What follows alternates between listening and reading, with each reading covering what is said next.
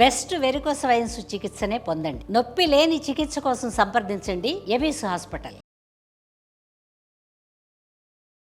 నమస్తే రమగారు. నమస్తే జయ. రమగారు, సుబ్రహ్మణ్య షష్ఠి మనం ఎప్పుడు మాట్లాడుకున్నట్లు ఏమనుకుంటాను, ఈ మధ్యకాలంలో వింటున్నాం రమగారు. అందరూ చెప్తా ఉన్నారు సుబ్రహ్మణ్య షష్ఠి యొక్క విశిష్టత కూడాను. సరే, ఒక్కసారి మీరు కూడా చెప్తే అసలు మనం అందరం చేసుకుంటామా? జనరల్గా చేస్తారు కొంతమంది. కొందరి ఇళ్లలో సుబ్బారాయ షష్ఠి అని రాస్తారు. సుబ్బారాయుడు అంటే సుబ్రహ్మణ్యేశ్వరుడు. కొన్ని కుటుంబాల్లో చేస్తారు, కొన్ని ప్రాంతాల్లో చేస్తారు. ఈ షష్ఠి పూజా విధానం ఎక్కువగా తమిళనాట కనపడుతుంది. కంద షష్ఠి అది చేస్తారు, స్కంద షష్ఠి అంటారు. వాళ్ళకి ఎక్కువ మురుగన్ పూజా విధానం మనకంటే వాళ్ళకి ఎక్కువ కదా, చాలా ఎక్కువ. మనం ఎక్కువగా పోసే పాలు ఇవి. ఇక్కడ మనం చవితి నాడు పాలు పోసుకుంటాం. నాగపంచమికి శ్రావణ మాసంలో పోస్తారు ఇంకొంతమంది. అవును, నాగపంచమి, నాగుల చవితి. ఈ సుబ్రహ్మణ్య షష్ఠి నాగ సంబంధమైందే అయినప్పటికీ ప్రత్యేకంగా సుబ్రహ్మణ్య ఆరాధన కోసం చెప్పబడింది అనమాట. స్కందోత్పత్తి అవి చెప్పుకోవచ్చు. చెయ్యొచ్చా అంటే మీకు ఆసక్తి ఉంటే, అవకాశం ఉంటే, కొన్ని ప్రత్యేక పరిస్థితుల్లో కూడా సుబ్రహ్మణ్య షష్ఠిని చేసుకోవాలంటారు. ముందు అసలు షష్ఠి సంగతి చెప్దాం మనం. ప్రతి నెల 2 షష్ఠులు వస్తాయి. శుద్ధ షష్ఠి, బహుళ షష్ఠి. షష్ఠి కాదది, షష్ఠి.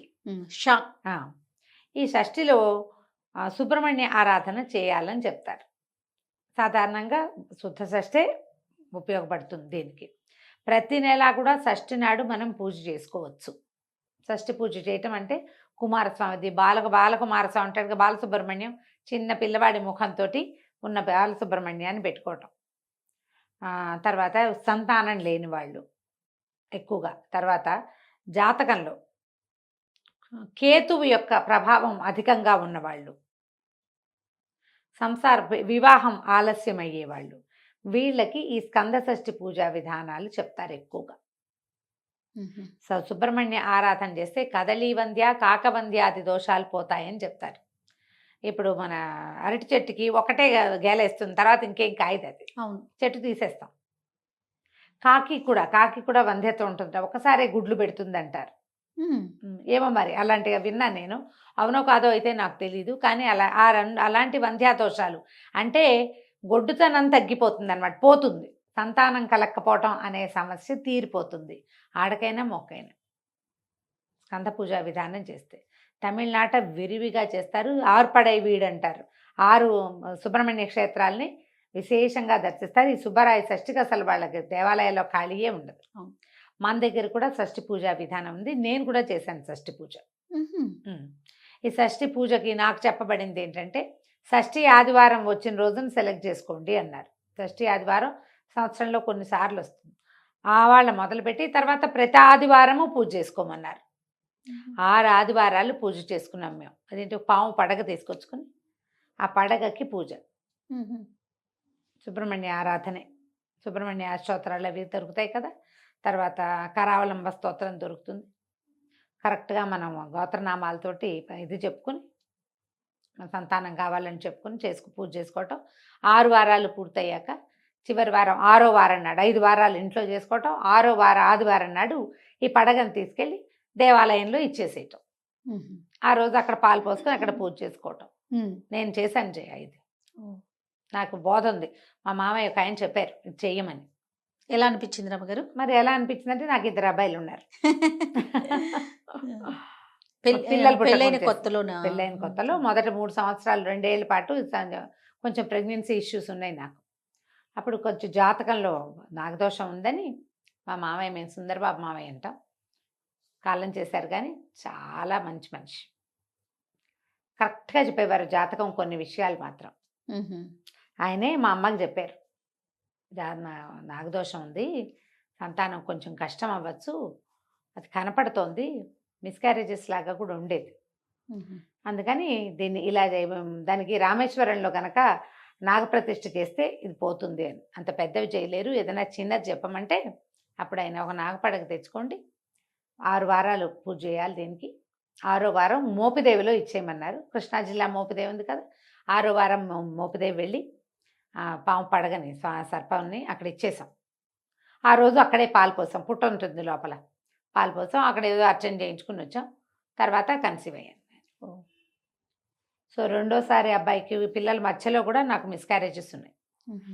ఈ విషయం నిజానికి వెరీ పర్సనల్ మ్యాటర్. ఇది ఏ సందర్భంలో ఇది చేస్తారో చెప్పడం కోసమే ఇది నేను చెప్తున్నా. నేను కూడా చేశాను. నిజానికి ఇది ఎక్కువగా తమిళనాడులో చేసే పద్ధతి. జాతకంలో ఏదైనా ఇలాంటి నాగదోషాలు అలాంటివి ఉంటే తప్పకుండా సుబ్రహ్మణ్య ఆరాధన చేయాల్సిన విధి. స్కంద జననం అని ఒక ఘట్టం ఉంది రామాయణంలో. స్కందుడు ఎట్లా జన్మించాడు, సుబ్రహ్మణ్యుడు కుమారస్వామి ఎట్లా పుట్టాడు, ఆ కథ చాలా విశేషంగా ఉంటుంది. వాల్మీకి రామాయణంలో స్కంద జననం అయినా పారాయణ చేసుకోవచ్చు, దానికి తెలుగు అర్థం దొరుకుతుంది, అదైనా చదువుకోవచ్చు. ఇలా పడగ తీసుకొచ్చి పూజ చేసుకోవచ్చు. వెండి పడగ తెచ్చుకోవటం, పాలు పోసి అటుపై పూజ చేసుకోవటం. వారం రోజులు రోజువారీ మామూలుగా చిన్న పూజ దీపం పెట్టుకుంటాం సరిపోతుంది. ఈ ఆదివారం నాడు తెల్లటి పువ్వులతోటి అర్చించమని మాత్రం చెప్పారు ప్రత్యేకంగా. మిగిలినదంతా మేము మామూలుగానే చేసుకునేవాళ్ళం. అంతే అంతే మామూలు పూజ. ఈ తెల్లని పువ్వులతోటి అర్చన చేయమని చెప్తారు. 6వ రోజు ఇప్పుడు మన సమీపంలో ఎక్కడైనా స్కంద దేవాలయాలు ఉన్నాయి, సుబ్రహ్మణ్య దేవాలయాలు, సుబ్రహ్మణ్య స్వామి వెలిసిన దేవాలయాలు ఉంటే అక్కడ ఎక్కడైనా కూడా మనం ఈ 6 వారం చేసుకోవచ్చు, పూజ చేసుకోవచ్చు. షష్ఠి ఆదివారం వచ్చింది, చాలా విశేషమైంది మొదలు పెట్టుకోవటానికి. ఇప్పుడు మనం ఇప్పుడు చూస్తున్నటువంటి సుబ్బారాయ షష్ఠి ఎప్పుడు వచ్చింది, మార్గశిర శుద్ధ షష్ఠి, సుబ్రహ్మణ్య షష్ఠి మనం ప్రతి నెల వస్తుంది. ప్రతి నెల షష్ఠిని మనం ఎలా చవితిని సంకటహర చతుర్థిగా చేస్తున్నాం, అట్లా ఇలా సంతానం లేని వాళ్ళు, పిల్లలు అవకరాలతో జన్మించే అవకాశం ఉన్నవాళ్ళు, తరచూ మిస్క్యారేజెస్ అయ్యేవాళ్ళు, ఏదైనా ఐవీఎఫ్ లాంటివి ట్రై చేసి సక్సెస్ రేట్ తక్కువగా ఉందని భయపడుతూ ఉంటాం కదా, అలాంటి వాళ్ళు సుబ్రహ్మణ్య ఆరాధన చేస్తే గర్భం నిలుస్తుంది. ఎందుకంటే స్కందుడు విచిత్రమైన జన్మ కలిగిన వాడు, అసలు అది ఎక్కడా కనపడదు ఆయన లాంటి విచిత్ర జన్మ. ఆయన పార్వతీ పరమేశ్వరులు ఇద్దరు వాళ్ళిద్దరు వివాహం ఎందుకు చేశారు, తారకాసుర సంహారానికి శివ తేజస్సు నుంచి జన్మించిన వాడే తారకాసురుణ్ణి చంపగలడు. శివుడు అప్పటికి సతీదేవి వియోగం తర్వాత ఆయన తపశ్చర్యలో పూనుకున్నాడు. సతీదేవి హిమాలయ హిమోత్పర్వతానికి కుమార్తెగా జన్మించి ఉంది. ఆయన విరాగిగా ఉన్నాడు, ఆయన వివాహం చేసుకోడు. శివ తేజస్సు ఎలా కుదురుతుంది వీళ్ళకి, ఆయన ఎవరితోటి కలవకపోతే? అందుకని ఈ సతీదేవి పార్వతీదేవిగా జన్మిస్తే పార్వతీదేవితో శివుడికి వివాహం అయ్యేలాగా దేవతలు సంకల్పించి మన్మధుడిని ప్రేరేపించి పంపించారు. ఈ మన్మధుడిని అయితే కోపం వచ్చి శివుడు మన్మధుడిని దగ్ధం చేశాడు, కానీ కాలక్రమాన పార్వతీదేవిని వివాహం చేసుకున్నాడు. కొన్ని వందల సంవత్సరాలు వాళ్ళిద్దరూ కలిసి సంయోగంలో ఉన్నారు. కానీ శివతేజస్సుని ఇలా శక్తి శరీరంలో నిక్షిప్తం చేస్తే ఆ మహాతేజాన్ని ప్రపంచం తట్టుకోలేదని రేతస్సుని భూమి మీద పతనం చేసేలాగా చేశారు దేవతలు.